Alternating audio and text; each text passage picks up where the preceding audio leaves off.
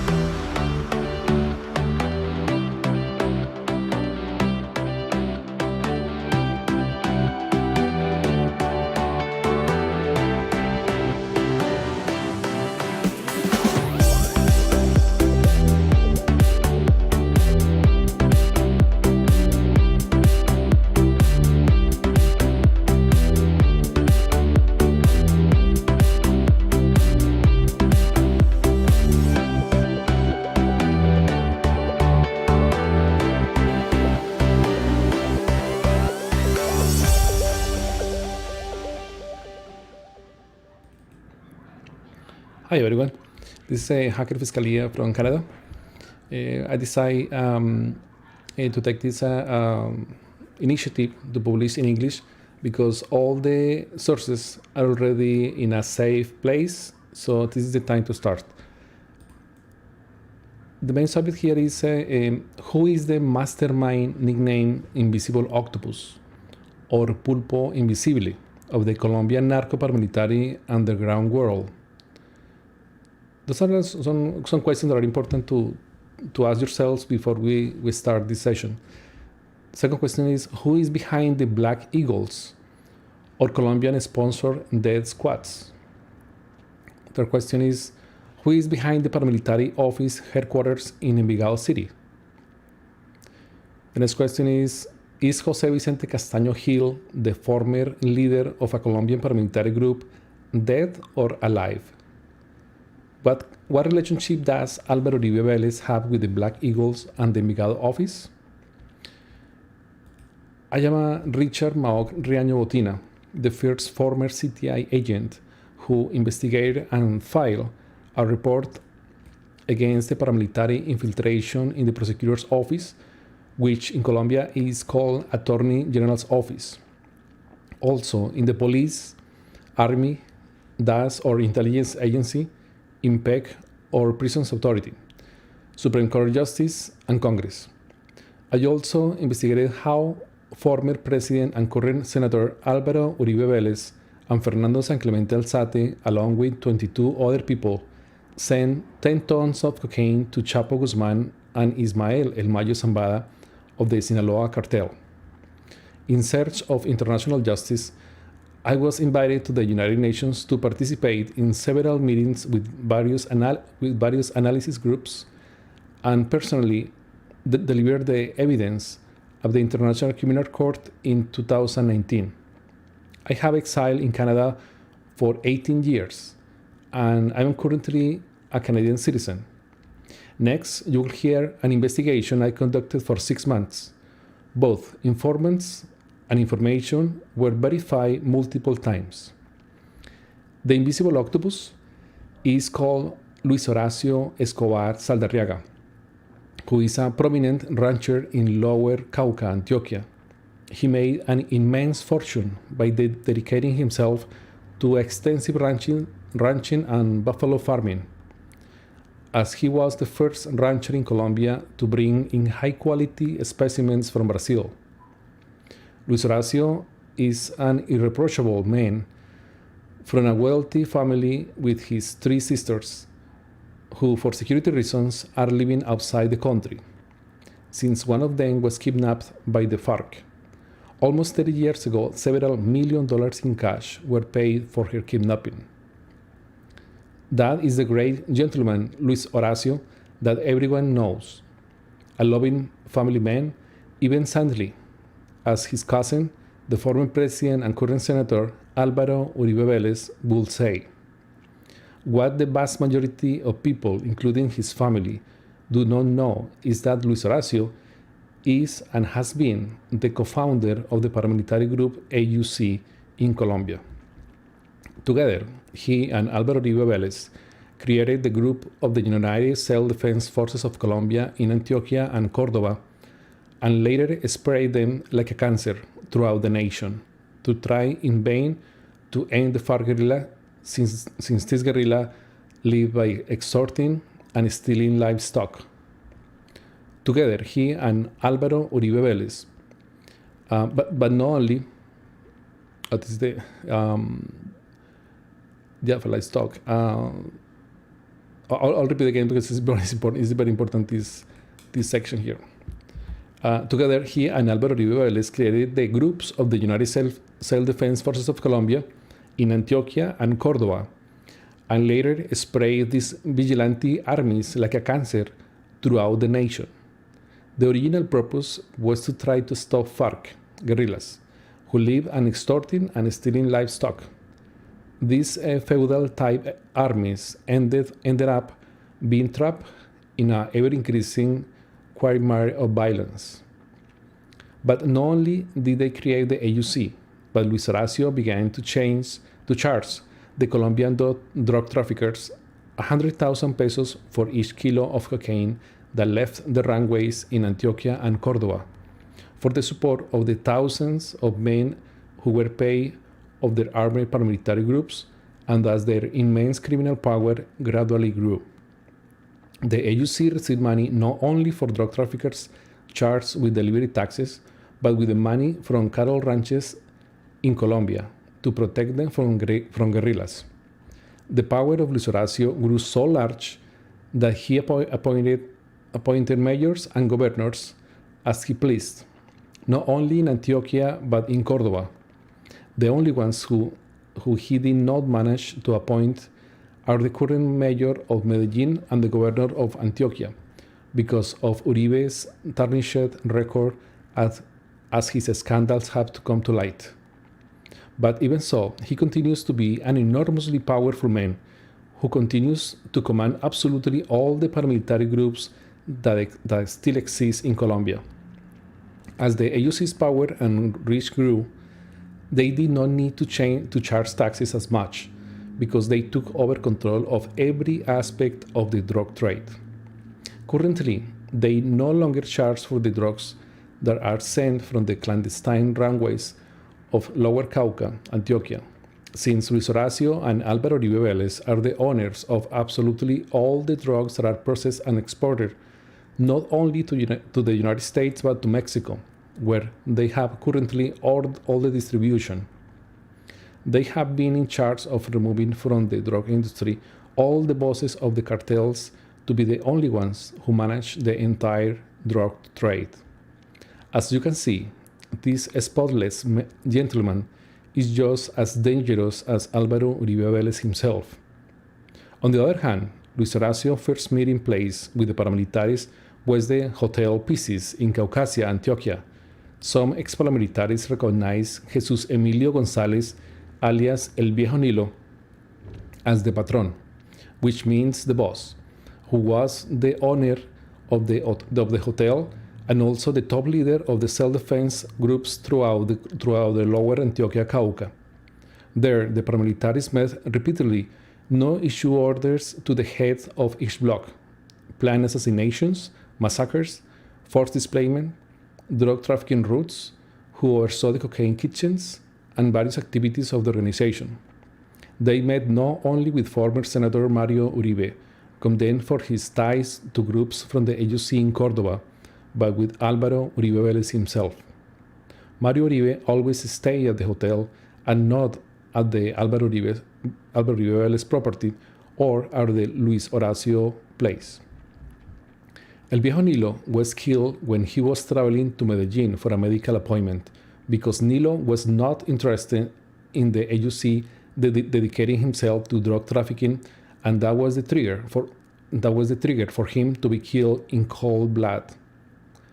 Taking into account that Luis Horacio Escobar Saldarriaga and Alvaro Uribe Velez knew of the plan to extradite the paramilitary chiefs, they alerted Vicente Castaño Gil so that he did not accept the justice and peace process and instead fled Colombia, faked his death, and moved to Germany.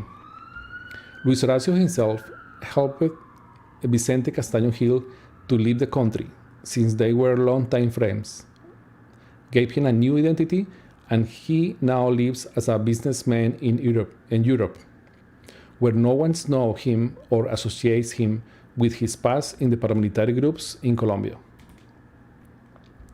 On the other hand, the mercenary Jair Klein, a friend of Luis Horacio Escobar Saldarriaga, trained the AUC groups in Colombia between 1980 and 1990 by express order of Alvaro Uribe Velez. These trainings were in Puerto Boyacá, in the Lower Cauca Antioqueño, and in Maceo, Antioquia, at the Hacienda La Guacharaca, owned by the family of today's Senator Alvaro Uribe Velez. To date, all of this continues in total impunity, despite the fact that it is a public knowledge, as well as the fact that former Venezuelan General Cliver Alcalá was the contact for the drug trafficking of Alvaro Uribe Velez and thus able to send drugs from Colombia to Venezuela to the United States. This in turn paid them with weapons to equip the Black Eagles. Said former General Alcalá was extradited to the United States with the help of Alvaro Uribe Velez, not to be imprisoned, but to continue collaborating with the United States and thus be able to overthrow the government of Nicolás Maduro. What's more, all the weapons seized in Colombia last year that Alcalá said at the time that was to carry out the coup d'etat in Venezuela was really directed entirely to the Black Eagles found in the Sierra Nevada de Santa Marta, as part of payment for one of the many drug shipments that helped pass through Venezuela. Not only in the Hidroituango Dam, largely owned by Luis Horacio and Alvaro Uribe Velez, but also Puerto Antioquia in the Antioquia Urabá, which will be Colombia's North Shore port epicenter with the world. It is being built by several Asian companies that were brought in to do the work. According to documents, this port is a partnership with companies from various parts of the world, but in reality, 60% is owned by the Alvaro Uribe Velez family and Luis Horacio Escobar Saldarriaga. The cattle ranchers that Luis Horacio currently owns were obtained by displacing the peasants who had small, or farmers who had small plots of 2 and 3 hectares. Currently, the smallest hacienda he owns is 2,000 hectares.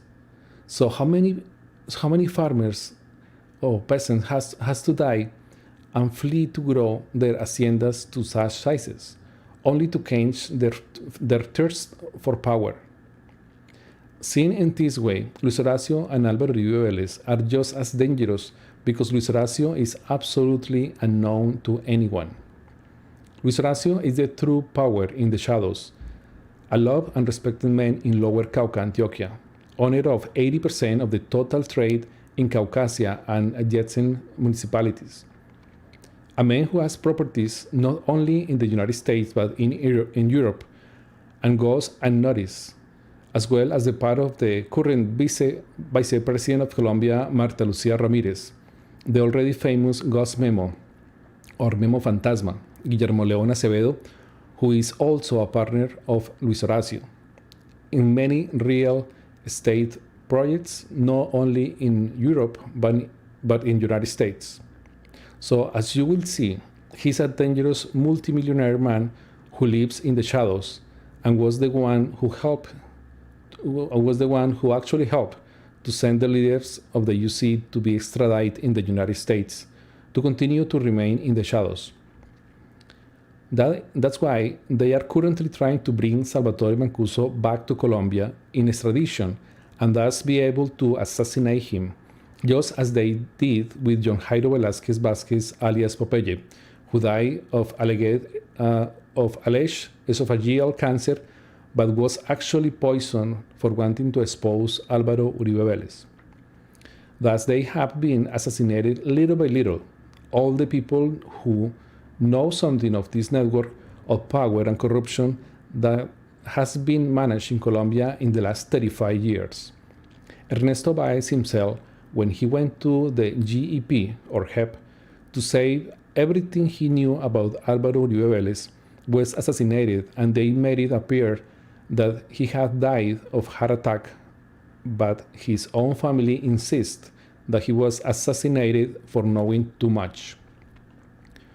When the AUC chiefs were extradited to the United States, they literally almost massacred the family of the AUC chiefs to steal their property and their fortunes. One of them was Vladimir Banoy, the son of Cuco Banoy, who was assassinated in 2008 for not signing the transfers of the haciendas that they had in the Lower Cauca Antioqueño. For that, they used their notary cousins and their lawyers, who are a group of very dangerous bandits in which the worst of them stands out Abelardo de la Espriella, who stole more than $1 billion from David Murcia Guzman. He took all that money from David Murcia Guzman to supposedly give it to the thousands of Colombians who were in that investment project. Uribe ended the investment project only because David Murcia did not want to associate with Uribe's bandit sons to make them partners in the project. The lawyer Jaime Restrepo, alias El Patriota, is an active part of the informants of the Black Eagles, as well as Emilio Arboleda. They give the names and addresses of those who speak against Uribe to order Rodrigo Alberto Zapata Sierra, alias Ricardo, to order those people to be listed and executed. Both Alvaro Uribe Velez and Luis Horacio Escobar Saldarriaga know this form of profiling and murder very well. A little less than 2 months ago, they ordered the murder of journalists Daniel Mendoza, Gonzalo Guillén, and Julián Martinez, who published the entire scandal of the Ñeñe politics. For that job, they gave clear orders of the Envigado office and the Black Eagles. This meeting was held in Lower Cauca, Antioquia. What nobody knows is that Ñeñe was killed for taking over the reserved information record that should only be known by Álvaro Uribe Vélez and Luis Horacio Escobar Saldarriaga, and also for keeping in a micro USB, memory all the data and dates of the shipments, routes, and quantities of drugs that Ñeñe himself helped to send to Mexico for the Sinaloa cartel. Obviously, those shipments that mostly left the Lower Cauca region of Antioquia were the property of Álvaro Uribe Vélez and his partner Luis Horacio. As the Ñeñe kept this information without consent, he was assassinated so that it will not come to light. What they never imagined is that the United States will begin to investigate the Ñeñe for his calls with the Mexican cartels and for being a figurehead for Marquitos Figueroa, something that did not interest any of them, and that ended with the death of Ñeñe. The curious thing is that many of the calls intercepted to Ñeñe are with Luis Horacio Escobar Saldarriaga and Álvaro Uribe Vélez, and not a single one has come to light. José Félix Lafouré has been an active partner for more than 30 years of Álvaro Uribe Vélez and Luis Horacio. José Félix is an active paramilitary, and the vast majority of his estates has been obtained by stealing them from the Colombian farmers whom they have displaced, all backed by the AUC, and that is why they oppose land restitution.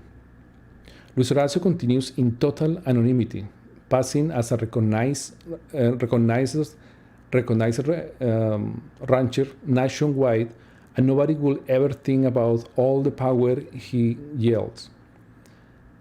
His thirst for power is only compared to that of his cousin Álvaro Uribe Vélez, who was put in a government by the Colombian mafias to be the one to direct the power and contacts of all the drug cartels from Colombia to the world. Let's hope that sooner or later, justice falls on these spotless men who are the ones who manage the threats of power in Colombia at their whim. Although it's important to say that it is almost impossible for them to be prosecuted, since there is not a single magistrate in the country who is not part of the payroll of these corrupt narco paramilitaries. For all the above reasons, I can conclude that Alvaro Uribe Velez is a top drug lord, controlling paramilitaries and creating genocidal policies. Luis Horacio Escobar Saldarriaga appeared on the 2007 parapolitical list. It will be interesting to return to where those investigations were and continue advancing towards the truth. This investigation was carried out for 6 months. Both informants and information were verified multiple times. I am Richard Maog Riaño Botina, the first former CTI agent who investigated and filed a report against the paramilitary infiltration in Colombia. Thank you very much for your attention and for helping me to share this information.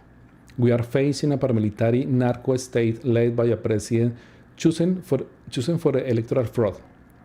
And the only option that remains is for you to help me spread this information through all your social networks so that the truth is really known to all of us. It is time to say no more to the paramilitary narco state. That is Colombia. Thank you for your attention. This is the English version, but if you are interested in the Spanish version, just go to my social media, hackerFiscalia, or to youtube.com, hackerFiscalia. You can find it there, Spanish version. Thank you so much for your attention.